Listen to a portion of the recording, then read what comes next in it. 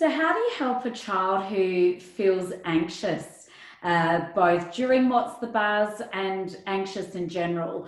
Anxiety is part of being human. We all experience it to some degree. It's a great messenger when things don't feel right that we want to keep children tuned into and adults tuned into. But of course, for many young people, anxiety can stop them from enjoying things, affect their sleep, their participation.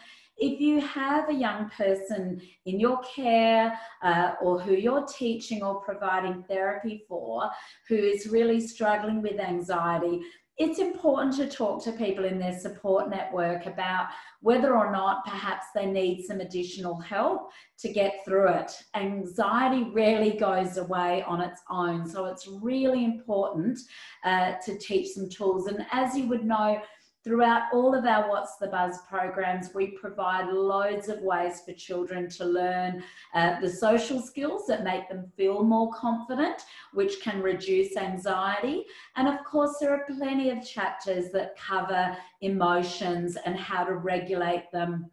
And we also, of course, cover anxiety. So while you'll find plenty of tools there and in the parent tips, which are also for educators and health professionals and facilitators of the program, you'll find plenty of ideas there.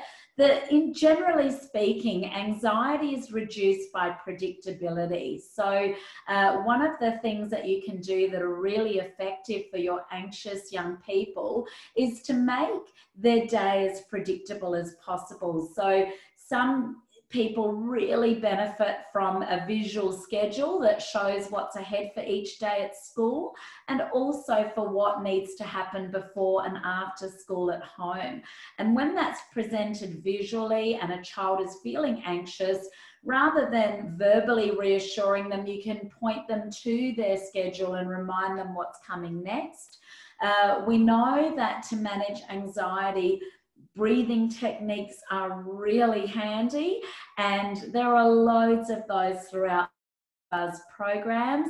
And some of Mark and my favourite ones are the 4-7-8 breath, which we know through clinical studies is really effective in calming the brain down so that the young person and the adult can have some good clarity in their mind after doing a few cycles. And I won't take you through it, but what you do with the 4-7-8 breath is you breathe in through the nose for 4 seconds, and then you hold for 7 seconds, and then you breathe out through tight pursed lips. So by that I mean you hold your lips together quite tightly.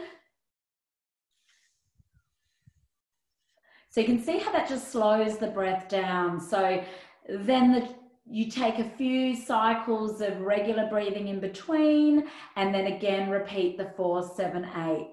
Another really good breathing method is just bringing conscious awareness to the breath. So by that I mean just teaching your students and yourself excuse me, how to take some nice, deep, slow breaths, and then tell yourself, I'm breathing in, I'm breathing out.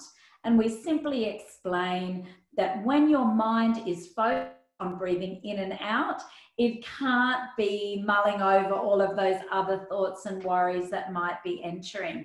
But do keep in mind, these are all tricky strategies to get good at. So young people will need lots and lots of encouragement, as will you if you're learning them for yourself, to just keep persisting with it until it becomes a habit.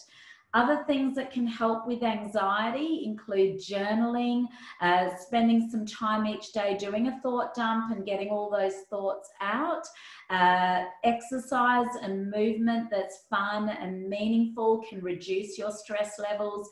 Time out in nature is really useful and important for managing anxiety, and engaging in hobbies and joyful things are really supportive of managing anxiety and improving your well-being.